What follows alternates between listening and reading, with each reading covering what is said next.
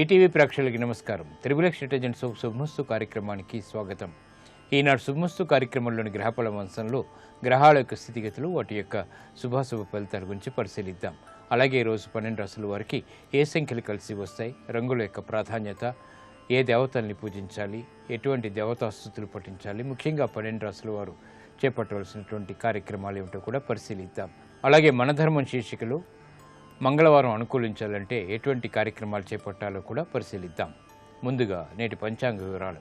శ్రీ జైనామ సంవత్సరం భాద్రపద మాసం, దక్షిణాయనం, వర్ష ఋతువు. ఈరోజు భాద్రపద శుద్ధ అష్టమి, పునఃప్రయత్నాలకి పనికి వస్తుంది. అలాగే వారం జయవారం లేదా మంగళవారం. స్థిరాస్తి విషయాల్లో నిర్ణయాలకి బాగా ఉపకరిస్తుంది. అలాగే ఈరోజు చేసేటువంటి సుబ్రహ్మణ్య స్వామి యొక్క అభిషేకం, అలాగే కుజుడికి చేసేటువంటి పూజాది కార్యక్రమాలు, కందుల దానం కుజుడు ద్వారా ఏర్పడేటువంటి ప్రతికూల పరిస్థితుల్ని దూరం చేస్తుంది. ఈరోజు నక్షత్రం మృగశిర నక్షత్రం, ఇది కుజుడు యొక్క నక్షత్రం. ఈ మృగశిర నక్షత్రంలో ఈరోజు పుట్టేటువంటి వారికి ఎటువంటి దోషం లేదు, శుభప్రదమైనది. అలాగే ఈరోజు మృగశిర నక్షత్రంలో పుట్టేటువంటి వారికి కుజ మహాదశుడు ప్రారంభమవుతుంది. ప్రస్తుతం కుజుడు యొక్క స్థితి వృశ్చిక క్షేత్ర స్థితి, స్వక్షేత్ర స్థితి. చంద్రుడు యొక్క వీక్షణ కూడా ఇది చంద్రమంగళ యోగాన్ని కలిగిస్తుంది. ఇది అనుకూల లగ్నాల్లో ఆధిపత్యత హసువుడైనప్పుడు ఈ కుజుడు అఖండమైనటువంటి అధికారాన్ని కలిగించడంలో సమర్థత కలిగినటువంటి గ్రహం. ఇక ఈరోజు గ్రహాల యొక్క స్థితిగతులను కనుక పరిశీలించినట్లయితే బృహస్పతి యొక్క ఉచ్చస్థితి, శని యొక్క ఉచ్చస్థితి, బుధుడు యొక్క ఉచ్చస్థితి, చంద్రుడి యొక్క ఉచ్చస్థితి, 4 గ్రహాల యొక్క ఉచ్చస్థితి, అలాగే రవి యొక్క కుజుల యొక్క స్వక్షేత్ర స్థితి, ఇది అద్భుతమైనటువంటి యోగాన్ని కలిగించడంలో సమర్థత కలిగి ఉన్నాయి ఈరోజు పుట్టేటువంటి వారికి. ఇక ఈరోజు 12 రాశుల వారికి ఏర్పడేటువంటి శుభాశుభ ఫలితాలని పరిశీలిద్దాం. ముందుగా మేషరాశి. ఈరోజు మేషరాశి వారిని పరిశీలించినట్టయితే ఆర్థిక వ్యవహారాల్లో జాగ్రత్తలు పాటించాలి. అనిశ్చితి ఆర్థికంగా కొనసాగుతుంది. చేపట్టేటువంటి కార్యక్రమాల్లో విఘ్నాలు ఏర్పడతాయి కాబట్టి జాగ్రత్తతో కూడినటువంటి నిర్ణయాలు తప్పనిసరి. వ్యాపార వాణిజ్య సంబంధిత లావాదేవీల విషయంలో జాగ్రత్తతో కూడినటువంటి నిర్ణయాల ద్వారా మాత్రమే విషయాలు దగ్గరవుతాయి. ప్రయాణాల విషయంలో జాగ్రత్తలు పాటించాలి. కుటుంబ పరిస్థితుల్లో ప్రతికూల మార్పులు విస్మయాన్ని కలిగిస్తాయి. వృత్తి, వ్యాపార, ఉద్యోగ సంబంధిత కార్యక్రమాల్లో దూకుడు నిర్ణయాలు పనికిరావు. విదేశీ సంబంధిత లావాదేవీల విషయంలో కూడా జాగ్రత్తలు పాటించాలి. ఆర్థికపరమైనటువంటి వ్యవహారాలు మొదట ప్రతికూలించినప్పటికీ తర్వాత ప్రయత్నపూర్వకంగా అనుకూలిస్తాయి. కార్యక్రమ నిర్వహణలో ఏర్పడినటువంటి విఘ్నాలను సడలించుకునేటువంటి ప్రయత్నాలు కూడా ఊరట కలిగిస్తాయి. ఈరోజు మీ అదృష్ట సంఖ్య 9. ఎరుపు వర్ణం ధైర్యాన్ని కలిగిస్తుంది. ప్రతికూల పరిస్థితుల్ని దూరం చేస్తుంది. ఆరోగ్య రక్షణకి దోహదపడుతుంది. అనుకూల దైవం ఆంజనేయ స్వామి. ఈరోజు ఈ రాశి వారు ఆంజనేయ స్వామిని దర్శించి నమస్కరించి పూజించడం ద్వారా ఉత్తమ ప్రయోజనాలు సాధించగలుగుతారు. ఆంజనేయ స్వామికి చేసేటువంటి తమలపాకు పూజలు, పూజాది కార్యక్రమాలు మనోధైర్యాన్ని పెంచి కుజుడు ద్వారా ఏర్పడేటువంటి ప్రతికూల పరిస్థితుల్ని దూరం చేస్తుంది. గ్రహ అనుకూలతకై చేపట్టేటువంటి కార్యక్రమాల్లో కార్యసిద్ధిని కలిగిస్తుంది. ఆధ్యాత్మిక కార్యాలు, కార్యక్రమాలు ఈరోజు మీకు సంతృప్తిని కలిగిస్తాయి. ఈరోజు వృషభ రాశి వారిని పరిశీలించినట్టయితే బలమైన మిత్రుల ద్వారా లబ్ధి చేకూరుతుంది. సంబంధ బాంధవ్యాలు మెరుగవుతాయి. వేగవంతమైనటువంటి నిర్ణయాలు, తద్వారా విషయాలు చేజిక్కించుకునేటువంటి అవకాశాలు ఆనందాన్ని కలిగిస్తాయి. వ్యాపార ప్రయోజనాన్ని సాధించగలుగుతారు. ఆర్థిక వ్యవహారాల్లో ఏర్పడినటువంటి ప్రతికూల పరిస్థితుల్ని దూరం చేసుకోగలుగుతారు. గౌరవ మర్యాదలను ఇనుమడింపు చేసేటువంటి కార్యక్రమ నిర్వహణ కొనసాగించగలుగుతారు. విద్యాబలం చేకూరుతుంది. కార్యక్రమ నిర్వహణలో ఆత్మవిశ్వాసాన్ని పెంపొందింప చేసుకునేటువంటి సంఘటనలు చేకూరుతాయి. వృత్తి, వ్యాపార, ఉద్యోగ సంబంధిత కార్యక్రమాల్లో ప్రశాంతత కొనసాగుతుంది. పిల్లల ద్వారా ఆనందం లభిస్తుంది. వాహన సౌఖ్యం కొనసాగుతుంది. ఈ రోజు మీ అదృష్ట సంఖ్య 5. ఆకుపచ్చ వర్ణం రక్షణకి దోహదపడుతుంది. ప్రతికూల పరిస్థితిని దూరం చేస్తుంది. అనుకూల దైవం ఈశ్వరుడు. ఈరోజు ఈ రాశి వారు శివాలయాన్ని దర్శించి ఈశ్వరుడికి అభిషేకాది కార్యక్రమాలు నిర్వహించడం ద్వారా గ్రహ అనుకూలతని పెంపొందింప చేసుకోగలుగుతారు. ఆరోగ్య రక్షణ ఏర్పడుతుంది. అనుకూల పరిస్థితులు ఆనందాన్ని కలిగిస్తాయి. స్థిరాస్తి నిర్ణయాలు ఈరోజు మీకు లాభిస్తాయి, అనుకూలిస్తాయి. ఈరోజు మిథున రాశి వారిని పరిశీలించినట్టయితే శత్రువులు విజృంభించేటువంటి సంఘటనలు విస్మయాన్ని కలిగిస్తాయి. కోర్టు సంబంధిత వ్యవహారాల్లో జాగ్రత్తలు పాటించాలి. ఆర్థిక వ్యవహారాలు బాగానే కలిసి వస్తాయి. పిల్లల ద్వారా ఆనందం లభిస్తుంది. ఆర్థిక అభివృద్ధికి చేపట్టేటువంటి కార్యక్రమాల్లో తెలివైనటువంటి నిర్ణయాలకి ఉపక్రమించగలుగుతారు. వ్యవహార దక్షత కలిగి ఉంటారు. వ్యవహార శైలిలో మంచి మార్పులు చోటు చేసుకుంటాయి. నూతన స్నేహాలు తద్వారా లబ్ధి చేకూరుతాయి. వృత్తి, వ్యాపార, ఉద్యోగ సంబంధిత కార్యక్రమాల్లో తెలివైనటువంటి నిర్ణయాలు తీసుకోగలుగుతారు. కార్యాచరణలో అనువైనటువంటి మార్పులు ఆనందాన్ని కలిగిస్తాయి. ఈ రోజు మీ అదృష్ట సంఖ్య 5. ఆకుపచ్చ వర్ణం రక్షణకి దోహదపడుతుంది. ప్రతికూల పరిస్థితుల్ని దూరం చేస్తుంది. ఆర్థిక ప్రయోజనాల్ని సాధించేటువంటి శక్తి సామర్థ్యాన్ని కలిగిస్తుంది. అనుకూల దైవం మహాకాళి. ఈరోజు ఈ రాశి వారు మహాకాళి అమ్మవారిని దర్శించి నమస్కరించి పూజించడం శ్రేయస్కరం. మహాకాళి అమ్మవారికి చేసేటువంటి ఆధ్యాత్మిక పూజలు, కుంకుమాది అర్చనాది కార్యక్రమాలు మనోధైర్యాన్ని పెంచి తద్వారా విజయాన్ని దగ్గర చేస్తుంది. కోర్టు సంబంధిత వ్యవహారాలు, ప్రక్రియలు ఈరోజు మీకు ఊరట కలిగిస్తాయి. ఈరోజు కర్కాటక రాశి వారిని పరిశీలించినట్టయితే ఆర్థిక లావాదేవీలు సజావుగా పూర్తి చేయగలుగుతారు. ఆనందకర సంఘటనలు గృహంలో చోటు చేసుకుంటాయి. తలనొప్పి సంఘటన వ్యాపారపరంగా కొనసాగినప్పటికీ ఆనందకర వాతావరణం కూడా వెన్నంటి ఉంటుంది. కార్యక్రమ నిర్వహణలో తెలివైనటువంటి నిర్ణయాలకే చేసేటువంటి ప్రయత్నాలు ఫలిస్తాయి. నూతన కార్యక్రమాలకి విద్యాపరంగా శ్రీకారం చుట్టగలుగుతారు. ప్రభుత్వపరమైనటువంటి ఆదాయాన్ని పెంపొందింప చేసుకునేటువంటి అవకాశాలు దగ్గరవుతాయి. స్త్రీలు శుభవార్తలు వింటారు. వాహన విషయాల్లో జాగ్రత్తలు పాటించాలి. వృత్తి, వ్యాపార, ఉద్యోగ సంబంధిత కార్యక్రమాల్లో ఏర్పడినటువంటి అనిశ్చిత పరిస్థితులు తొలగించుకునేటువంటి ప్రయత్నాలు కూడా కలిసి వస్తాయి. నూతన కార్యక్రమాల్ని గృహరీత్యా చేపట్టగలుగుతారు. కార్యక్రమ నిర్వహణలో ఏర్పడినటువంటి సమస్యలకు పరిష్కారాలు పొందగలుగుతారు. ఈ రోజు మీ అదృష్ట సంఖ్య 2. తెలుపు వర్ణం ప్రశాంతతను పెంచుతుంది. ప్రతికూల పరిస్థితుల్ని దూరం చేస్తుంది. గ్రహ అనుకూలతకి దోహదపడుతుంది. అనుకూల దైవం దక్షిణామూర్తి. ఈ రోజు ఈ రాశి వారు దక్షిణామూర్తి స్వామిని దర్శించి నమస్కరించి పూజించడం ద్వారా యోగ్యమైనటువంటి ఫలితాలను పొందగలుగుతారు. దక్షిణామూర్తికి చేసేటువంటి ఆధ్యాత్మిక పూజలు వివేకవంతమైనటువంటి నిర్ణయాలను కలిగిస్తుంది. తద్వారా విజయాలు దగ్గరవుతాయి, సంతృప్తిని కలిగిస్తాయి. విద్యా సంబంధిత ప్రయత్నాలు ఈరోజు మీకు లాభిస్తాయి. ఈరోజు సింహరాశి వారిని పరిశీలించినట్టయితే స్థిరాస్తి విషయాలు అనుకూలిస్తాయి. ఆకస్మిక ధన ప్రాప్తి లేకపోలేదు. నూతన కార్యక్రమాలను వెంటనే ప్రారంభించగలుగుతారు. వ్యాపార దక్షతతో కూడినటువంటి కార్యక్రమ నిర్వహణ ద్వారా విజయాలు చేతికి అందుతాయి. విదేశీ సంబంధిత లావాదేవీలు కలిసి వస్తాయి. పిల్లల ద్వారా ఏర్పడినటువంటి సమస్యలకు పరిష్కారాలు లభిస్తాయి. నూతన కార్యక్రమాలను విద్యాపరంగా చేపట్టగలుగుతారు. వ్యాపార దక్షతగా చేసేటువంటి నిర్ణయాలు బాగా లాభిస్తాయి. వృత్తి, వ్యాపార, ఉద్యోగ సంబంధిత కార్యక్రమాల్లో సాహస నిర్ణయాలకు ఉపక్రమించగలుగుతారు. కుటుంబంలో ప్రత్యేక స్థానాన్ని పెంపొందింపచేసేటువంటి సంఘటనలు ఆనందాన్ని కలిగిస్తాయి. సఖ్యత పెరుగుతుంది, ఆనందం లభిస్తుంది. ఈ రోజు మీ అదృష్ట సంఖ్య 1. ఎరుపు వర్ణం ధైర్యాన్ని కలిగిస్తుంది. సాహస నిర్ణయాలు తద్వారా విజయాలు చేకూరుతాయి. అనుకూల దైవం మహాగణపతి. ఈ రోజు ఈ రాశి వారు మహాగణపతిని దర్శించి నమస్కరించి పూజించడం ద్వారా ఆకస్మిక ధన ప్రాప్తి ఏర్పడుతుంది.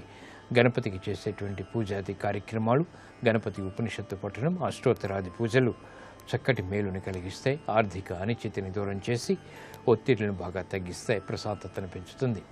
నూతన వ్యాపార ఒప్పందాలు ఈరోజు మీకు లాభిస్తాయి. ఈరోజు కన్యారాశి వారిని పరిశీలించినట్టయితే ఆర్థికపరమైనటువంటి అంశాలు బాగా కలిసి వస్తాయి. నూతన ఉత్సాహం పెరుగుతుంది. గతంలో కన్నా మెరుగైనటువంటి పరిస్థితులు కుటుంబ పరంగా ఆనందాన్ని కలిగిస్తాయి. పిల్లల అభివృద్ధి ఆనందాన్ని కలిగిస్తుంది. శుభవార్తలు వింటారు. ఆర్థికపరమైనటువంటి లావాదేవీల్లో అనుకూల మార్పులు ఏర్పడతాయి.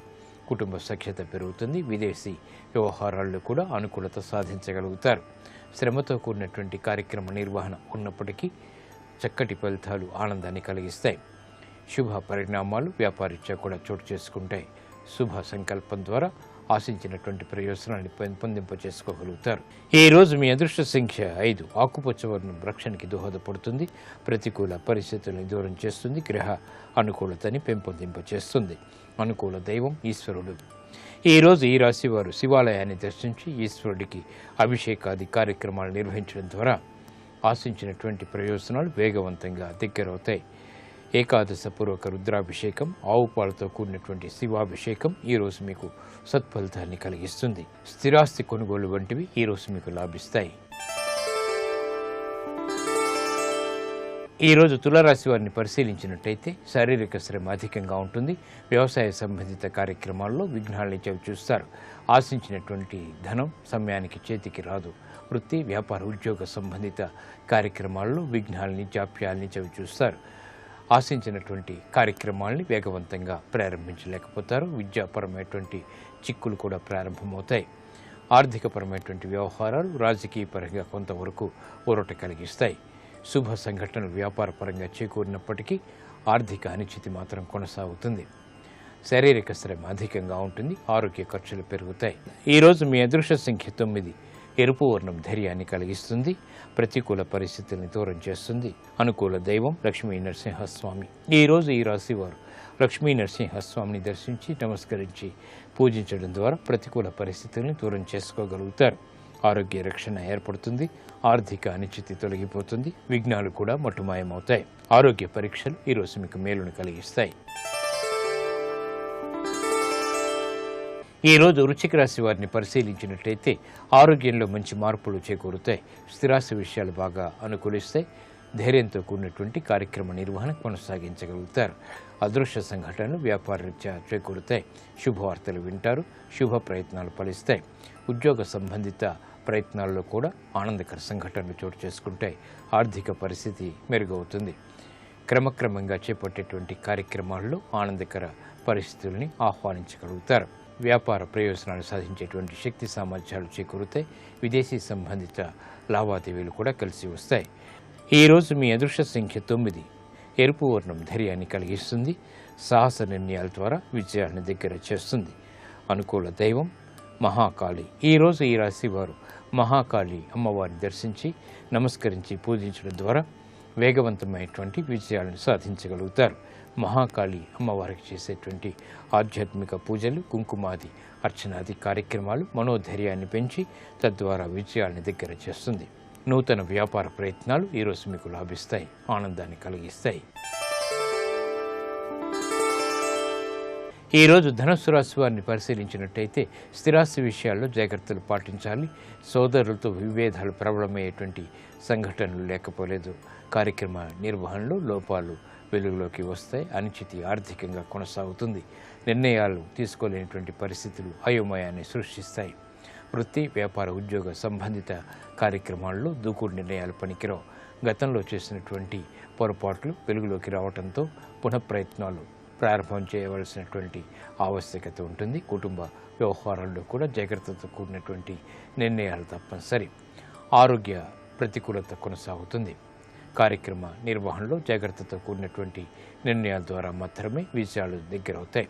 ఈరోజు మీ అదృష్ట సంఖ్య 3. పసుపు వర్ణం త్వరితగతిని శుభాల్ని కలిగిస్తుంది. అతి ప్రతికూల పరిస్థితుల్ని నివారింపచేస్తుంది.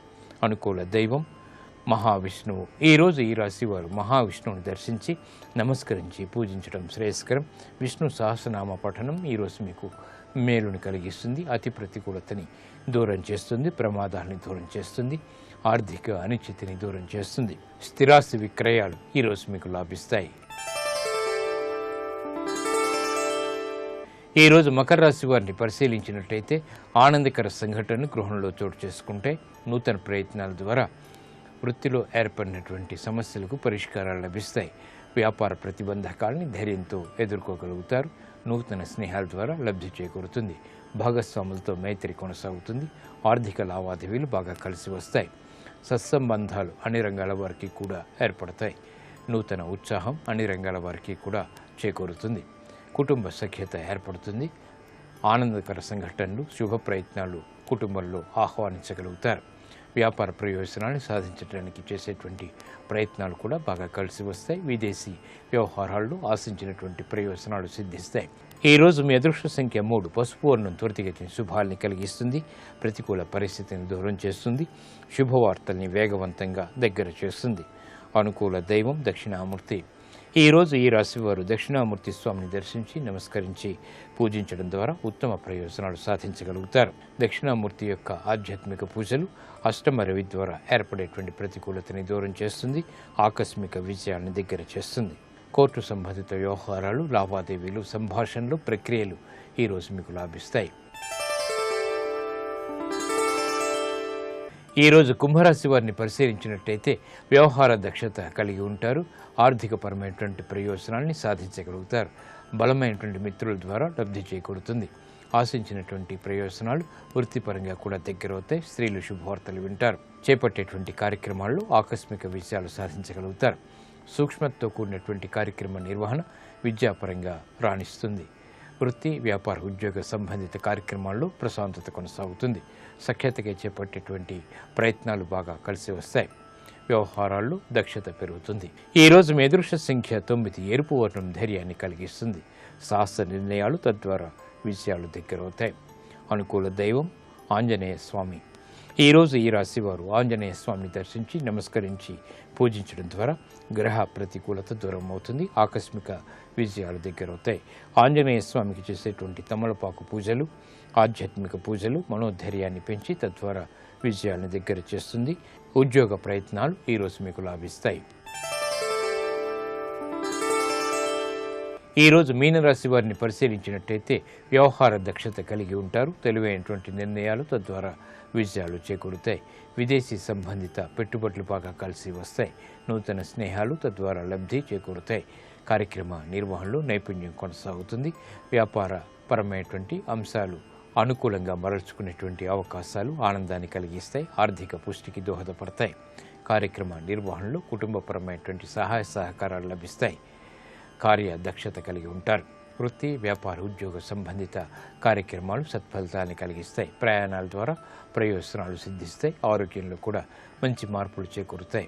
ఈరోజు మీ అదృష్ట సంఖ్య 9. ఎరుపు వర్ణం ధైర్యాన్ని కలిగిస్తుంది. సాహస ప్రయత్నాల ద్వారా విజయాలను దగ్గర చేస్తుంది. అనుకూల దైవం సుబ్రహ్మణ్య స్వామి. ఈరోజు ఈ రాశి వారు సుబ్రహ్మణ్య స్వామిని దర్శించి నమస్కరించి పూజించడం ద్వారా ఉత్తమ ప్రయోజనాలు సాధించగలుగుతారు. సుబ్రహ్మణ్య స్వామికి చేసేటువంటి ఆధ్యాత్మిక పూజలు, అభిషేకాది కార్యక్రమాలు మనోధైర్యాన్ని పెంచి రుణ ఒత్తిడిని బాగా తగ్గిస్తుంది. ఆదాయాన్ని ఆకస్మికంగా పెంచుతుంది. ఆధ్యాత్మిక కార్యక్రమాలు ఈరోజు మీకు లాభిస్తాయి. సంతృప్తిని కలిగిస్తాయి. నమస్కారం. ఈనాటి శుభమస్తు కార్యక్రమంలో ఆరోగ్యం ఆయుర్వేదం శీర్షికన పిల్లల్లో ఉండేటువంటి మానసిక ఒత్తిడి తగ్గించుకోవడానికి ఆయుర్వేదంలో చెప్పిన మార్గాల గురించి తెలుసుకుందాం. మామూలుగా అయితే పిల్లల్లో మానసిక ఒత్తిడి అనేటువంటిది ఉండకూడదు. అయితే ఈ రోజుల్లో మాత్రం అంటే కాలంలో వచ్చినటువంటి మార్పుల్లో పిల్లల్లో కూడా ఈ మానసిక ఒత్తిడి అనేటువంటిది ఎక్కువగా చూస్తున్నాం. అంటే పిల్లలకి మానసిక ఒత్తిడి ఉండడానికి కారణం ఇంట్లో ఉండేటువంటి సమస్యలు అవ్వచ్చు. అంటే తల్లిదండ్రుల్లో ఉండేటువంటి వివాదాలు, గొడవలు కానివ్వండి, లేకపోతే స్కూల్కి వెళ్తే స్కూల్లో మిగతా ఫ్రెండ్స్ తోటి ఉండేటువంటి సమస్యలు, లేకపోతే కనుక టీచర్తో ఉండేటువంటి భయం కానీ, ఇలాంటి రకరకాల కారణాల వల్ల చిన్నపిల్లల్లో మానసిక ఒత్తిడి అనేటువంటిది కనపడుతూ ఉంటుంది. ఇలాంటిది ఉన్నప్పుడు ఏంటంటే చిన్నపిల్లలకి తల్లి కానీ తండ్రి కానీ దగ్గర కూర్చొని వాళ్ళ చేత మాట్లాడడానికి అవకాశం ఇవ్వాలి. వాళ్ళు ఏం చెప్పదలుచుకున్నారో అది మనం వినడానికి కొంచెం సమయాన్ని కనుక కేటాయించినట్టయితే పిల్లల్లో వాళ్ళకు ఉన్నటువంటి భావాలు చెప్పుకునేటువంటి అవకాశం వచ్చినప్పుడు ఈ మానసిక ఒత్తిడి సమస్యని ఆటోమేటిక్గా తగ్గించడానికి అవకాశం ఉంటుంది. అలాగే ఔషధాల పరంగా చూసినట్టయితే కనుక ఎటువంటి హాని చేయకుండా తేలికగా చక్కగా బాగా పనిచేసేటువంటి కొన్ని ఆయుర్వేద మూలికలు ఉంటాయి. ఆ మూలికల్లో మనం మొట్టమొదట చెప్పుకోవాల్సినటువంటిది తులసి. ఈ తులసి అంటే ఆ పిల్లల్లో మానసిక ఒత్తిడి తగ్గడానికి చాలా చాలా బాగా సహాయపడుతుంది. మెదడుని కొంచెం పాజిటివ్గా ఉత్తేజితం చేయడానికి కూడా ఈ తులసి ఆకులు బాగా సహాయపడతాయి. తులసికి ఎన్నెన్నో మంచి ప్రయోజనాలు ఉంటాయి. అంటే మనం ఈ సమస్య కోసం అని వాడినప్పటికీ కూడా పిల్లలకి ఇంకా మంచి మంచి ఫలితాలు కూడా ఈ తులసి ద్వారా కలుగుతూ ఉంటాయి. తులసి ఆకుల్ని తాజాగా వాడుకోగలిగినట్టయితే కనుక మంచిది. ఒకవేళ దొరకనట్టయితే కనుక తులసి ఆకులు ఎండబెట్టినటువంటి చూర్ణాన్ని తీసుకోవచ్చు. ఈ చూర్ణాన్ని ఒక 50 గ్రాముల పరిమాణంలో తీసుకోండి. ఆ తర్వాత మనకి ఔషధంలో కావాల్సినటువంటిది బ్రాహ్మి. ఈ బ్రాహ్మి అనేది ఏంటంటే ఒక మేధ్య రసాయనంగా చెప్తూ ఉంటాం. అంటే ఒక మంచి బ్రెయిన్ టానిక్ అన్నమాట. బ్రెయిన్ టానిక్ అనేది కేవలం జ్ఞాపక శక్తికే కాదు, మనసులో ఉండేటువంటి ఒత్తిడి తగ్గించడానికి కూడా బాగా సహాయపడుతుంది. బ్రాహ్మి మూలిక మొత్తాన్ని కూడా నీడలో ఎండబెట్టేసి చూర్ణంలా చేసుకోవాలి. ఈ చూర్ణాన్ని కూడా 50 గ్రాములే తీసుకోవాలి. ఓం ఆంజనేయాయ నమః. ఓం మహావీరాయ నమః. అనిర్వీద శ్రియో మూలం అనిర్వీద పరం సుఖం అనిర్వేదో హి సతతం సర్వార్థేషు ప్రవర్తకః కరోతి సఫలం జన్మో కర్మయత్తత్కరోతి సహ తస్మాదనిర్వీద కృతం యత్నం చేష్టేహి ముత్తమం. ఎక్కడ నిరుత్సాహం ఉండదో, ఎక్కడ ఉత్సాహాన్ని పుంజుకుని కార్యమునందు మగ్నమయ్యేటటువంటి లక్షణం ఉన్నవారు ఉంటారో అటువంటి వారికి సమస్తమైనటువంటి ఐశ్వర్యములు ఒనగూడుతాయి. కాబట్టి నేను ఈ నిరుత్సాహాన్ని విడిచిపెట్టి ఉత్సాహాన్ని పుంజుకుని మళ్ళీ లంకాపట్టణాన్నంతటినీ శోధిస్తాననేటటువంటి సంకల్పంతో స్వామి హనుమ మళ్ళీ లంకాపట్టణాన్నంతటినీ అన్వేషించడం మొదలుపెట్టారు. అసలు మనిషి యొక్క ఐశ్వర్యానికి, మనిషి దేన్నైనా సాధించడానికి కారణమంతా ఎక్కడుంటుంది అంటే మనసు ఎందే ఉంటుంది. శరీరమునకుండేటటువంటి బలంతో ఉండే సంబంధం కన్నా మనసుకుండేటటువంటి ఉత్సాహము వలననే కార్యములు సాధింపబడతాయి. మనసు శంకతో కూడుకున్నదై అన్ని వేళలా భయానికి వశమైపోయినటువంటి వాడు ఏ కార్యాన్ని సాధించలేడు. సుందరకాండ యొక్క ప్రధానమైన తీర్పు అది. అందుకని ఆయన మళ్ళీ లంకాపట్టణాన్నంతటినీ అన్వేషించారు. ఆయనకి గంధర్వకాంతలు కనపడ్డారు, దైత్యకాంతలు కనపడ్డారు, పితృకాంతలు కనపడ్డారు, దేవకాంతలు కనపడ్డారు.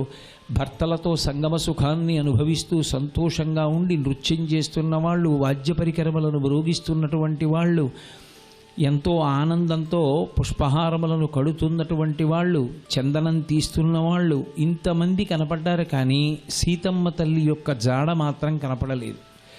తిరిగి వచ్చి కూర్చుని అనుకున్నారు, చతురంగుళమాత్రోపినావకాశస్య విద్యతే రావణాంతఃపురే తస్మిన్ యంకపిర్న జగామసః. నేను లంకాపట్టణంలో 4 అంగుళములు కూడా విడిచిపెట్టలేదు. విడిచిపెట్టకుండా లంక అంతా వెతికేశాను. లంకలో ఉన్నటువంటి రాక్షస గృహములన్నిటినీ శోధించాను. అయినా నాకు సీతమ్మ తల్లి యొక్క జాడ కనపడలేదు. సీతమ్మ తల్లి ఏమై ఉంటుంది అని ఆలోచించారు. ఒక్కసారి మనస్సుకి నిరుత్సాహం కలగాలి. కానీ అది ఆ నిరుత్సాహం అనేటటువంటి కళ్ళజోడు పెట్టుకుని ఆలోచించడం మొదలు పెడితే ఎంత దూరమైనా వెనక్కి వెడుతుంది. అసలు శాస్త్రంలో ఉన్నటువంటి చాలా గొప్ప విషయం ఏమిటంటే, ఎక్కడ ప్రతిబంధకం వస్తుందో ఆ ప్రతిబంధకాన్ని పరమ ప్రహృష్టవదనంతో ఎవడు స్వీకరించగలడో వాడే జీవితంలో వృద్ధిలోకి రాగలుగుతాడు. అలా స్వీకరించలేని వాడు రాలేడు. పూర్వం సురస పరీక్ష పెట్టింది అంటే అందుకే పరీక్ష పెట్టింది. అందుకు పెట్టారు దేవతలు. కార్యము అనుకూలముగా కనపడని నాడు ఆయన నిలబడిపోతారా, తట్టుకుని ముందుకెడతారా చూడాలని. ఇంత గొప్ప హనుమ, ఇంతటి మహానుభావుడు, ఇంతటి బుద్ధిమతాం వరిష్టం, అటువంటి వారు కూడా ఒక్కసారి శోకమునకు గురైపోతే, ఒక్కసారి దుఃఖమునకు గురైపోతే ఆయన ఆలోచన ధోరణి ఎంత విచిత్రంగా వెళ్ళిపోయిందో మహర్షి నిష్పక్షపాతంగా ఇస్తారు. హనుమాని నెత్తికెత్తుకోరు, రావణాసురుడు అని కిందకి తోసేయడు. ఎక్కడ మంచి ఉందో అక్కడ ఉన్నట్లుగా మాట్లాడతారు. అది శ్రీరామాయణం యొక్క రచనా వైచిత్రి. ఉన్న కథాభాగాన్ని చెప్తారు తప్ప అందులో ఉండేటటువంటి వ్యక్తుల యందు ముందే నిర్ణయించుకున్నటువంటి పక్షపాత బుద్ధితో మాట్లాడడం మహర్షి యందు ఉండదు. అందుకే రామాయణం బాగా చదువుకున్న వాడికి వ్యక్తులతో మాట్లాడేటప్పుడు నిష్పక్షపాతంగా ఉన్నట్టు స్పష్టంగా మాట్లాడగలిగినటువంటి ప్రజ్ఞ పెరుగుతుంది. ఆయనకొక్కసారి నిస్సత్వ ఆవహించింది. ఇంత తిరిగాను, ఎక్కడా సీతమ్మ కనపడలేదు. నేను తిరగడానికి కారణం సంపాతి వాక్యం. సంపాతి చెప్పాడు సీతమ్మ ఉంది కాంచనలంకలో అని. కానీ నాకు సీతమ్మ జాడ కనిపెడలేదు. బహుశः సీతమ్మని రావణాసురుడు అపహరించి తీసుకుని వచ్చేటటువంటి సమయంలో ఆమె రావణాసురునితో పెనగులాడడంలో సముద్రంలో పడిపోయి ఉండవచ్చు. ఆమెను క్రూర జంతువులు తినివేసి ఉండవచ్చు. లేదా రావణాసురుడు ఆమెని అదిమి పట్టి తీసుకురావడంలో ఊపిరాడక మరణించి ఉండవచ్చు. లోకంలో ఒక అపోహ ఉంది, సీతమ్మని ఆవిడ నిలబడిన ప్రాంతంలో భూమిని పెల్లగించి తీసుకెళ్ళాడు, ముట్టుకోలేదు అని. వాల్మీకి రామాయణం పరమసత్యం. లోకంలో ఎన్నో రామాయణాలు ఉన్నాయి. అన్ని రామాయణాలు ఉన్నా అసలైన రామకథ, సత్యమైన రామకథ తెలుసుకోవాలి అంటే వాల్మీకి రామాయణం ఒక్కటే. రామాయణాన్ని అనుభవించిన వాళ్ళు ఎన్నో రకాలుగా రామాయణాన్ని రచన చేశారు. కానీ సత్యం వాల్మీకి రామాయణం ఒకటే. ఎందుకని అంటే చతుర్ముఖ బ్రహ్మగారు ఆ వాల్మీకి మహర్షికి వరం ఇచ్చారు, నువ్వు ఆచమనం చేసి కూర్చుని ఘంటం పట్టుకోగానే రామాయణంలో ఉన్నటువంటి వ్యక్తుల యొక్క మనసులలో ఉన్న అభిప్రాయాలు కూడా నీకు తెలుస్తాయి. వాళ్ళు చేసిన పనులు కనపడడం కాదు, వాళ్ళు మనస్సులో ఏమనుకుంటూ ఏం చేశారన్నది కూడా నీకు తెలుస్తుంది. అందుకని నీకు అలా రామాయణం రచించేటటువంటి అధికారాన్ని దత్తం చేస్తున్నాను అని వరం ఇచ్చారు. అందుకే వాల్మీకి కృతమైనటువంటి రామాయణం స్పృశించని విషయం ఉండదు. మీరు జాగ్రత్తగా గమనిస్తే వాల్మీకి రామాయణం ఎంత వివరంగా ఉంటుంది అంటే అయోమయానికి అవకాశం ఉండదు. సేవకుణ్ణి పిలిచాడు, రాముడటు తిరిగాడు, సేవకుడితో మాట్లాడాడు, సేవకుడు వెళ్ళాడు, తలుపు తీశాడు, వాళ్ళని చూశాడు, అవి కూడా అంత స్పష్టంగా వర్ణిస్తారు మహర్షి. అందుకే సీతమ్మ తల్లిని అరణ్యకాండలో రావణాసురుడు అపహరించినటువంటి ఘట్టాన్ని చదివితే ఆమెని జుట్టు పట్టి ఈడ్చి తీసుకుని వెళ్ళి పుష్పక విమానంలో కూర్చోపెట్టుకుని వెళ్ళాడు. ఆమెని తీసుకువెళ్ళిన తరువాత కూడా కాంచనలంకలో తన యొక్క ఐశ్వర్యాన్నంతటినీ బలవంతంగా ఆమెని తీసుకెళ్ళి చూపించాడు. ఎందుకని అంటే తన ఐశ్వర్యాన్ని చూసి, తన కీర్తిని చూసి భర్త పట్ల వైముఖ్యాన్ని పెంచుకొని రావణాసురుని యందు అనురక్త అవుతుందేమోనని ప్రయత్నించాడు. అంతటి పరమ దుర్మార్గమైనటువంటి మనసున్నవాడు రావణాసురుడంటే.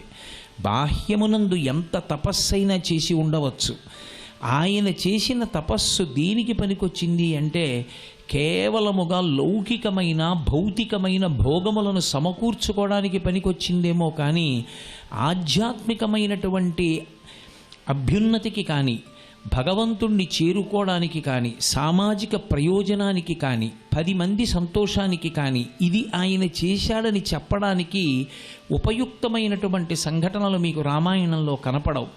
అదే రావణాసురుడికి తపస్సున్నా కూడా ఆయన లోకంలో మర్యాద పొందకపోవడానికి కారణమై కూర్చుంది.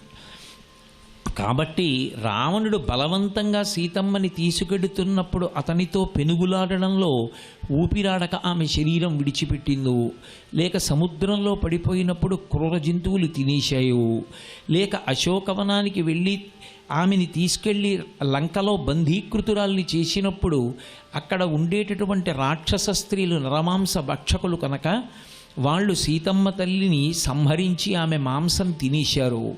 తన మాట వినలేదని రావణాసురుడే చిట్ట చివరికి ఆ సీతమ్మని ఉదయకాలంలో పలహారంగా స్వీకరించేశాడు. లేక ఇన్ని నెలలైపోయింది రాముడి జాడ కనపడలేదని సీతమ్మ తల్లి రావణాసురుడికి లొంగిపోయిందో. ఈ మాట నేను అన్నప్పుడు కానీ, రామాయణంలో వాల్మీకి ఈ రచన చేసినప్పుడు కానీ అనవసరంగా గుండెలు బాదుకోకూడదు. యథార్థంగా అక్కడ ఉన్నటువంటి సందర్భాన్ని త్రికరణ శుద్ధిగా నిష్పక్షపాతంగా ఆలోచించాలి. వెళ్ళినవాడు ఒక్కడు, శత్రుపురం. రాత్రి అంతా శోధించారు, ఎవరికీ కనపడకుండా, అంగుళం విడిచిపెట్టలేదు. అంత శోధించినప్పటికీ సీతమ్మ తల్లి కనపడకపోయినప్పుడు అనేక కోణాలలో ఆలోచించడం అనేటటువంటిది సహజంగా ఉంటుంది. ఆ సహజత్వాన్ని స్వీకరించాలి తప్ప కవిత్వంలో పక్షపాత బుద్ధితో గ్రంథ పరిశీలనం చేసి నిర్ణయాలకి రావడం సహేతుకమైనటువంటి విమర్శ కానేరదు. అందుకే సీతమ్మ తల్లి రావణాసురుడికి లొంగిపోయిందో ఇన్ని ఆలోచనలు చేసి చివరికి ఆయన అనుకున్నారు, సీతమ్మ తల్లి వంటి మహాపతివ్రత రావణాసురుడికి లొంగిపోయి ఉంటుందా? కాబట్టి ఆ తల్లి చిట్ట చివరికి రావణాసురుడి యొక్క పోరు పడలేక తానే శరీరాన్ని విడిచిపెట్టేసిందో. ఇప్పుడు నేను తిరిగి ఆ ఉత్తర తీరానికి వెళ్ళినట్టయితే కొన్ని లక్షల మంది వానరులు నేను సీతమ్మ తల్లి దర్శనం చేసి ఆమె యొక్క జాడ కనుక్కుని వస్తానని ఎదురు చూస్తున్నారు. ఈ శుభవార్త పట్టుకుని వెనక్కి వెడితే తప్ప ప్రాణములు దక్కవు. సుగ్రీవుడిచ్చిన కాలము అతిక్రమించింది. నెలలోపల అన్ని దిక్కులకు వెళ్ళిన వానరులు తిరిగి వచ్చారు. ఒక్క దక్షిణ దిక్కుకు వెళ్ళిన వానరులే వెనక్కి వెళ్ళలేదు. కాలం మించిపోయింది. శుభవార్తతో వెళ్ళారా బ్రతుకుతారు, శుభవార్త వినపడలేదా సుగ్రీవాజ్ఞ, శిరచ్ఛేదం చేస్తాడు. కాబట్టి ఇంతమందికి బాధ పెట్టేటటువంటి వార్త చెప్పడానికి నేను వెళ్ళడం ఎందుకు? ఒకవేళ వెళ్ళి వానరుల్ని తీసుకుని కిష్కింధ వెళ్ళిన సుగ్రీవుడు రామచంద్రమూర్తి ఎదురొచ్చి అడుగుతారు సీతమ్మ కనపడిందా అని. సీతమ్మ కనపడలేదన్న వార్త నేను చెప్పగానే రామచంద్రమూర్తి శరీరం విడిచిపెట్టేస్తారు. రాముడు శరీరం విడిచిపెడితే లక్ష్మణస్వామి విడిచిపెడతారు. లక్ష్మణుడు విడిచిపెడితే భరతశత్రుఘ్నులు విడిచిపెడతారు. భరతశత్రుఘ్నులు విడిచిపెడితే కౌసల్య సుమిత్ర కైకేయి విడిచిపెడతారు. ఒకసారి దుఃఖంలో ఆలోచన బయలుదేరాలి కానీ అది ఎంత దూరమైనా వెళ్ళిపోతుంది. మహర్షి దాన్ని అంత అందంగా ఆవిష్కరించారు. చిట్ట చివరికి అయోధ్యానగర వాసులందరూ శరీరం వదిలిపెట్టేస్తారు. తన మిత్రుడైన రామచంద్రమూర్తికి ఇచ్చిన మాటని నిలబెట్టుకోలేకపోయాననేటటువంటి ఖేదంతో సుగ్రీవుడు శరీరం వదిలిపెట్టేస్తాడు. సుగ్రీవుడు మరణించాడన్న వార్త తెలియగానే అతని భార్యలైనటువంటి తారా రుమా ఇద్దరూ శరీరం విడిచిపెడతారు. అది తట్టుకోలేక కొడుకు అంగదుడు శరీరం విడిచిపెట్టేస్తాడు. తమ ప్రభువు మరణించాడు, తమ ప్రభువు ఇంతమందికి ఇన్ని సత్కారములు చేసినవాడన్న విషయం జ్ఞాపకానికి వచ్చి ఆ బెంగ తట్టుకోలేక వానరులందరూ తమ పిడికిళ్లతో గుండెల్ని తలని బాదుకుని మరణిస్తారు. కొండల మించి కింద పడిపోతారు, ఉరిపోసుకుంటారు, సముద్రంలో దూకేస్తారు, అగ్నిహోత్రంలో దూకేస్తారు, విషం తినేస్తారు, ఉరిపోసేసుకుంటారు. కాబట్టి నేను వెళ్ళి చెప్పిన ఒకే ఒక్క మాట ఏం చేస్తుంది అంటే అటు ఇక్ష్వాకు వంశాన్ని ఇటు వానర వంశాన్ని కూడా సమూలంగా నశింపచేస్తుంది. 2 వంశములను నశింపచేసేటటువంటి మాట ప్రయత్నపూర్వకంగా వెళ్ళి చెప్పే కన్నా అసలు నేను వెళ్ళను. సీతమ్మ తల్లి జాడ కనపడలేదు కాబట్టి ఈ బాధతో శరీరంతో ఉండలేను కాబట్టి నేను కూడా ఆత్మహత్య చేసుకుని ఇక్కడే ప్రాణం వదిలేస్తాను. ఎవరి మాట అంటున్నవారు? నవవ్యాకరణ పండితుడైన వాడు, సమస్త ధర్మములు తెలిసిన్నవాడు. వేదంలో అన్నిటికన్నా పరమ దోషభూయిష్టమైన మాట ఏమిటో తెలుసా? అసలు నేను చచ్చిపోతానన్నమాట, చచ్చిపోయే వరకు నిరాహార దీక్ష చేస్తానన్నమాట. ఆమరణ నిరాహార దీక్ష అన్నమాట అంత మహాపాపం. అసలు ఆ మాట లేదు వేదంలో, ఆ మాట అనడానికి వీల్లేదు. ఈ శరీరాన్ని పడగొట్టే అధికారం పరమేశ్వరుడిదే తప్ప ఈ శరీరం ఇచ్చింది నీ గత జన్మలలో చేసుకున్నటువంటి పాపపుణ్యములను అనుభవించేయమని. ఈ శరీరంతో పాపాన్ని దుఃఖరూపంలో అనుభవించేస్తే మురిసిపోయిన మహానుపురుషులున్నారు.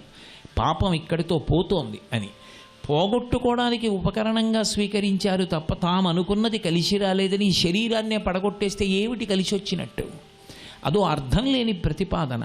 అందుకే అసలు చనిపోవడం, ఆత్మహత్య చేసుకోవడం అనేటటువంటి మాట సుతారము అంగీకారయోగ్యము కాదు. హనుమకి తెలియదా ఈ విషయం? స్పష్టంగా తెలుసు. కానీ ఆలోచన ఒక్కసారి దుఃఖంతో కానీ కోపంతో కానీ బయలుదేరితే నిర్ణయాలు సక్రమంగా జరగవు. అందుకే సుందరకాండ చదువుకున్న వాళ్ళు ఎవరైనా తెలుసుకోవలసింది ఒకటే: చాలా కోపంగా ఉన్నప్పుడు ఆలోచించి నిర్ణయానికి రాకూడదు, కాసేపు విడిచిపెట్టేయాలి ఆలోచించడం. కోపం వెనక్కి వచ్చేసేటటువంటిది, తాను సహజ స్థితిని తాను పొందేటటువంటి ప్రయత్నం చెయ్యాలి. అందుకే పెద్దలు ఏం చెప్తారంటే బాగా కోపం వచ్చినప్పుడు గురువు గారి యొక్క మూర్తి ముందు కూర్చోమంటారు. సర్వం శ్రీ ఉమామహేశ్వర పరబ్రహ్మార్పణమస్తు. స్వస్తి. ఏది పట్టుకోవాలో జీవితంలో, ఏది పట్టుకుంటే మనిషి ఆలోచన యందు వైక్లభ్యములు వచ్చినప్పుడు కూడా కాపాడుతుందో సుందరకాండ నిరూపిస్తోంది ఉపాసన కాండగా. ఆయన భక్తి ఆయన్ని కాపాడింది. చిన్న పిల్లలకి చక్కగా పరిగెత్తి బయట బయట ఆడేటువంటి ఆటలు చాలా చాలా అవసరం. అయితే ప్రస్తుత కాలంలో ఏమవుతోందంటే పిల్లలు నిరంతరం ఇంట్లో 4 గోడల మధ్య కూర్చొని కంప్యూటర్లో కానీ లేకపోతే మొబైల్ ఫోన్స్లో కానీ ఆటలు ఆడుకుంటూ పరిసరాలు, ప్రకృతి అనేటువంటి అంశం గురించి తెలియకుండా ఉంటున్నారు. అలా పరిసరాలు అంటే చక్కగా ఓపెన్ ఎయిర్లో కనుక వాళ్ళు ఆడుకుంటున్నట్టయితే వాళ్ళల్లో మానసిక ఉల్లాసానికి, మనసు చక్కగా ఉత్తేజితంగా ఉండడానికి కావాల్సినటువంటి పాజిటివ్ సెక్రీషన్స్ అన్నీ బాగా వస్తాయి. అందుకని ప్రతిరోజు బయట కనీసం 1 గంట కానీ ఆడుకోవడానికి అవకాశం కలిగినట్టయితే ఈ పిల్లల్లో మానసిక ఒత్తిడి తగ్గడానికి అది బాగా తోడ్పడుతుంది. మనం ఇందాక తయారు చేసుకున్నటువంటి ఔషధాలు 2 మూలికల గురించి మాట్లాడుకున్నాం. ఆ తర్వాత మూలిక ఏంటంటే శంఖపుష్పి. ఈ శంఖపుష్పి కూడా ఒక చక్కటి మేధ్య రసాయనం. అంటే శంఖం పువ్వులు అంటూ ఉంటారు కదా, ఆ మూలిక అనమాట. అది కూడా ఒక మేధ్య రసాయనం. అలాగే మనసులో ఉండేటువంటి ఒత్తిడి తగ్గడానికి కూడా బాగా సహాయపడుతుంది. ఈ శంఖపుష్పి కూడా తీగ మొత్తాన్ని నీడలో ఎండబెట్టేసి చూర్ణం చేసుకోవాలి. ఈ చూర్ణాన్ని కూడా 50 గ్రాములే తీసుకోవాలి. ఈ 3 మూలికల చూర్ణాలను చక్కగా బాగా కలిపేసి ఒక సీసాలో పోసి ఉంచుకోండి. అలా ఉంచుకున్నటువంటి ఈ చూర్ణాన్ని చిన్నపిల్లలకి ఎలా ఇవ్వాలంటే ఉదయం ఒకసారి, సాయంత్రం ఒకసారి ఒక 1/2 చెంచాడు చూర్ణాన్ని తీసుకుని దాంట్లో కొంచెం తేనెను కూడా కలపాలి. తేనె ఔషధం తేలిగ్గా తీసుకోవడానికి ఉపయోగపడుతుంది. అలాగే తేనె నుంచి కూడా పిల్లలకి కావాల్సినటువంటి, అంటే ఉత్తేజితం చేయడానికి కావాల్సినటువంటి కొన్ని ఖనిజ లవణాలు అవన్నీ కూడా తేనె ద్వారా అందుతాయి. ఈ ఔషధాన్ని కనుక ఉదయం ఒకసారి, సాయంత్రం ఒకసారి రెగ్యులర్గా ఇస్తున్నట్టయితే కనుక పిల్లల్లో ఉండేటువంటి మానసిక ఒత్తిడి తగ్గడానికి ఇది బాగా సహాయపడుతుంది. మరికొన్ని అనారోగ్య సమస్యలు, వాటికి ఉండేటువంటి ఆయుర్వేద పరిష్కారాల గురించి రేపటి శుభమస్తులో తెలుసుకుందాం.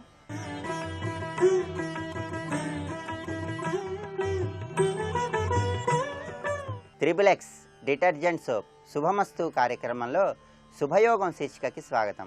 ఈ శీర్షికన శకునాలు, ప్రభావాలు అనే అంశం గురించి పరిశీలిద్దాం. దైనందిన జీవితంలో శకున శాస్త్రానికి విశేషమైన ప్రాధాన్యత ఉంది. మన నిద్ర లేవగానే ఎవరిని చూస్తే, ఏమి చూస్తే దాన్ని శుభశకునంగా భావించాలో శకున శాస్త్రంలో వర్ణించడం జరిగింది. ఉదయం నిద్ర నుంచి లేవగానే మన అరచేతిని చూడటం ద్వారా, గోవు యొక్క వెనుక భాగాన్ని చూడటం ద్వారా, లేదా వేదాధ్యయనం చేసినటువంటి విప్రుడిని దర్శించటం ద్వారా, సుమంగళి స్త్రీని కానీ అగ్నిహోత్రాన్ని కానీ చూడటం ద్వారా శకున శాస్త్ర పరంగా చక్కటి ప్రయోజనాలు ఏర్పడతాయని, వీటిని శుభ శకునాలుగా భావించాలని గోభిల స్మృతిలో చెప్పటం జరిగింది. అదేవిధంగా ఉదయం నిద్ర లేవగానే సంధ్యావందనం చేసినటువంటి బ్రాహ్మణుడిని, కపిల గోవును, సముద్రాన్ని, సన్యాసిని చూసినట్లయితే కనుక చక్కటి సత్ఫలితాలను పొందవచ్చని, వీటన్నిటినీ శుభశకునాలుగా భావించాలని పరాశర స్మృతిలో వర్ణించడం జరిగింది.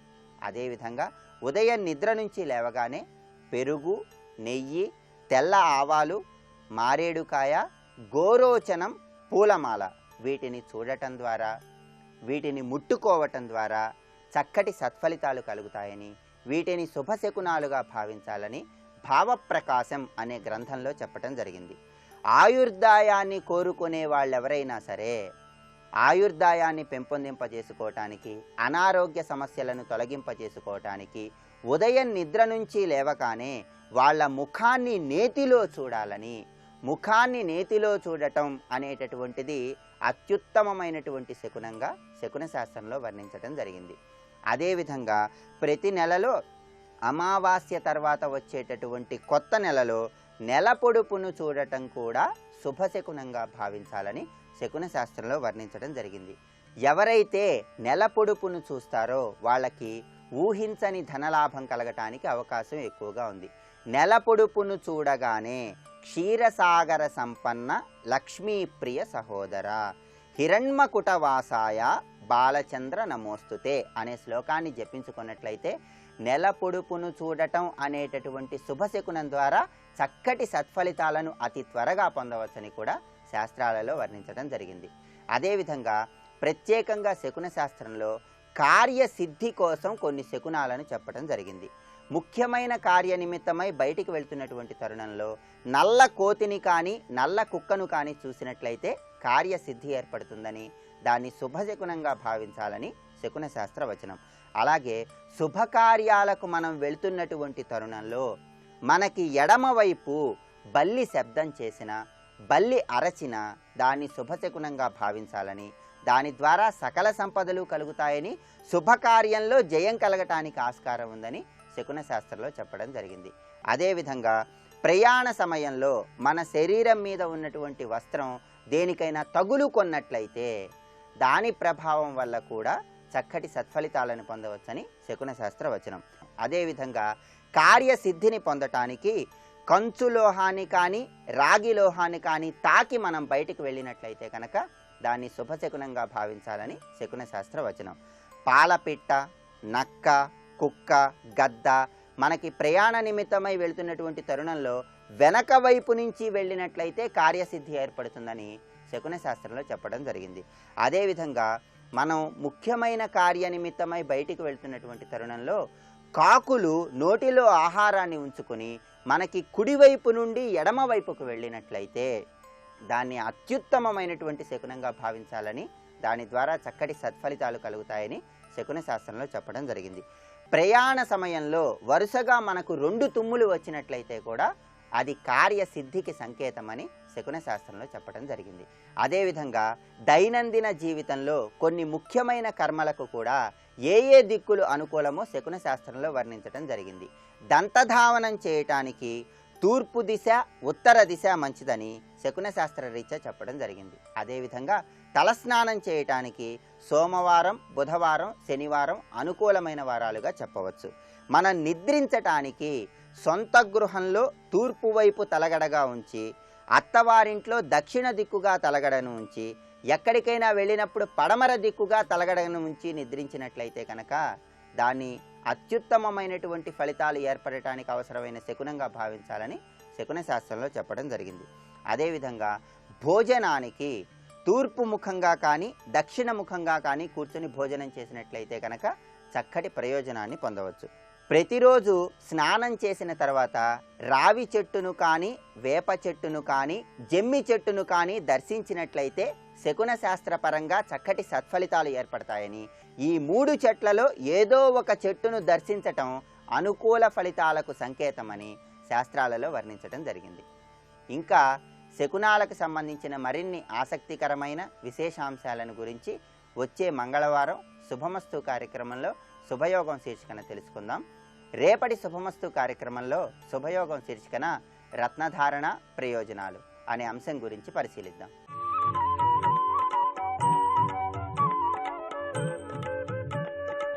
ఈటీవీ ప్రేక్షకులు నమస్కారం. ట్రిపుల్ డిటర్జెంట్ సోప్ శుభమస్తు కార్యక్రమంలో కాలసర్పదోష నివారణ ఏ విధంగా చేసుకోవాలో మనం తెలుసుకుంటున్నాం. ప్రధానంగా కాలసర్పం ఎలా గుర్తించాలి, గ్రహాలకి సర్పానికి ఉన్న సంబంధం ఏంటి, ఊర్ధ్వ రాశులలో రాహువు అధో రాశులలో కేతు ఉంటే అది కాలసర్పం. పాత శబ్దం చేత సూర్య సిద్ధాంత గ్రంథం రాహుకేతుల యొక్క వివరణ ఇచ్చింది. పాత అంటే సూర్య చంద్ర గ్రహణాలకై ఉపయోగించేటటువంటి గణిత వాచకం అది. పాతము అంటే ఛాయ, నీడ, పాతము అంటే పాపము, పాతము అంటే రాహువు.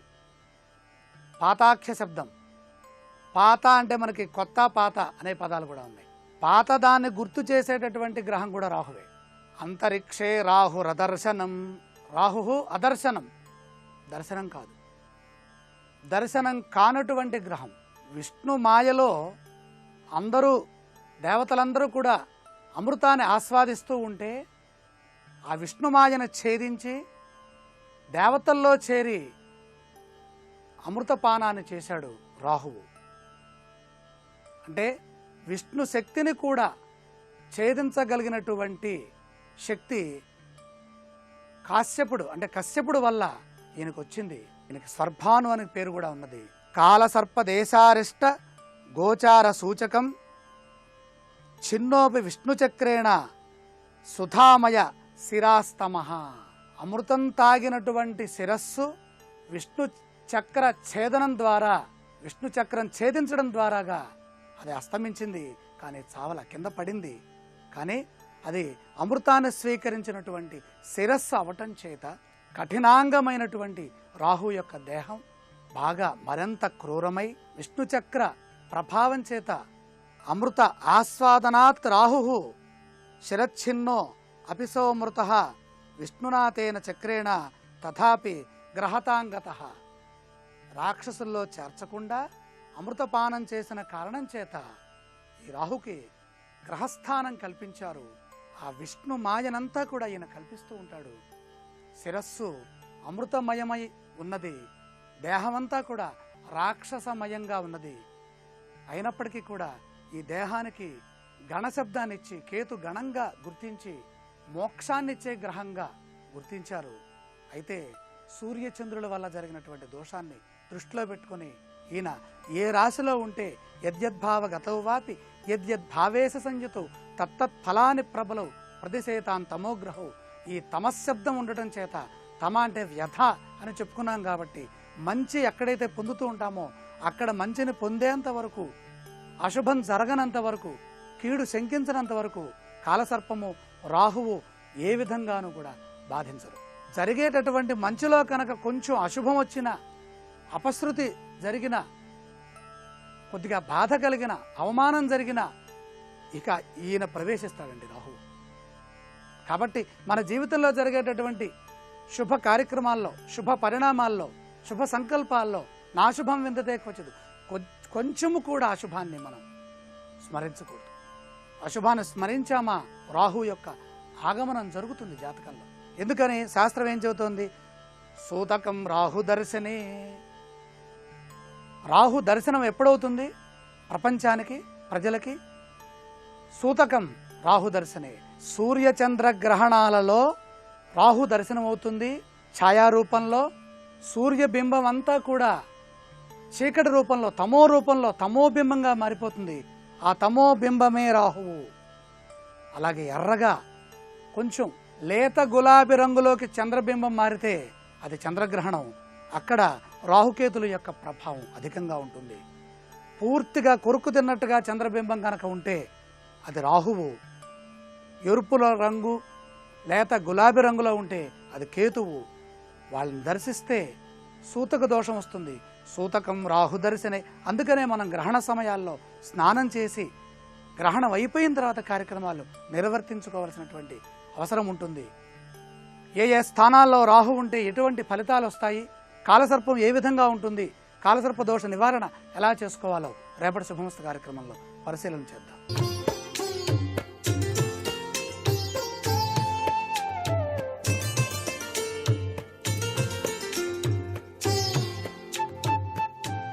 XXX డిటర్జెంట్ సోప్ శుభమస్తు కార్యక్రమంలో గృహబలం అంశానికి స్వాగతం. దిశ దశ ఈ ప్రభావం వాస్తుశాస్త్రంలో అత్యధిక తత్వాన్ని ప్రసాదిస్తూ ఉంటుంది. ఉత్తర దిశ చాలా గొప్పది. ఉత్తర దిశకు అధిపతి బుధగ్రహం.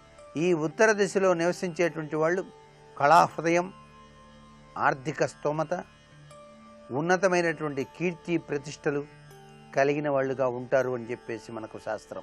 ఉత్తర దిశ శుభప్రదంగా ఉంటేనే సమస్తమైనటువంటి భౌతిక సుఖ సమృద్ధులు ఆ యజమానికి కలిగి తీరతాయి అని చెప్పేసి మనకు శాస్త్రవచనం. ఉత్తర దిశలో నివసించేటువంటి వారు కీర్తి ప్రతిష్టలు, భోగలాలసాలు, చక్కటి ఆధ్యాత్మిక తత్వం ఇవన్నీ మేళవించి ఉంటారు అని కూడా మనకు వాస్తుశాస్త్రం తెలియచేస్తోంది. అందుచేత ఉత్తర దిశలో దోషాలున్న ఆ ఇంటి యజమానికి చాలా నష్టం వాటిల్లుతుంది సుమా. ఇంట్లో నిరాశాపూరితమైనటువంటి వాతావరణం కూడా వచ్చి తీరుతుంది. ఆ ఇంటి యజమానికి బుధగ్రహం బాగాలేదు, దానికి తోడుగా ఉత్తర దిశలోనేమో వాస్తు దోషం ఉంది.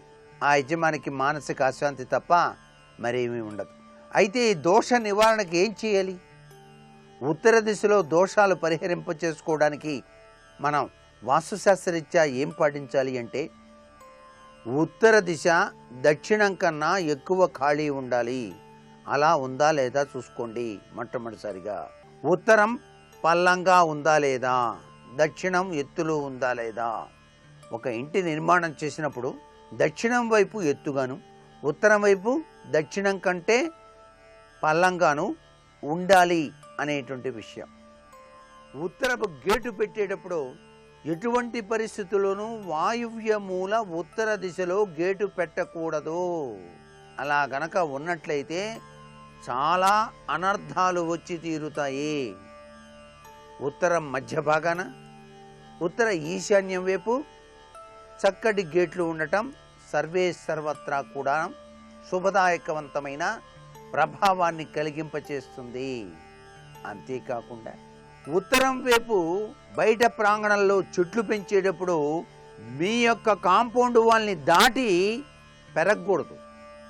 ఆ చెట్లు అనేటువంటివి ఏ విధమైన చెట్లు పెంచినా సరే, ఈ యొక్క సింహద్వారానికి రెండు వైపులా 2 కిటికీలు ఉండాలి కదా. ఈ కిటికీలు దాటి మాత్రం ఎటువంటి పరిస్థితుల్లో మీరు నాటిన మొక్కల ఎత్తు పెంచకూడదు.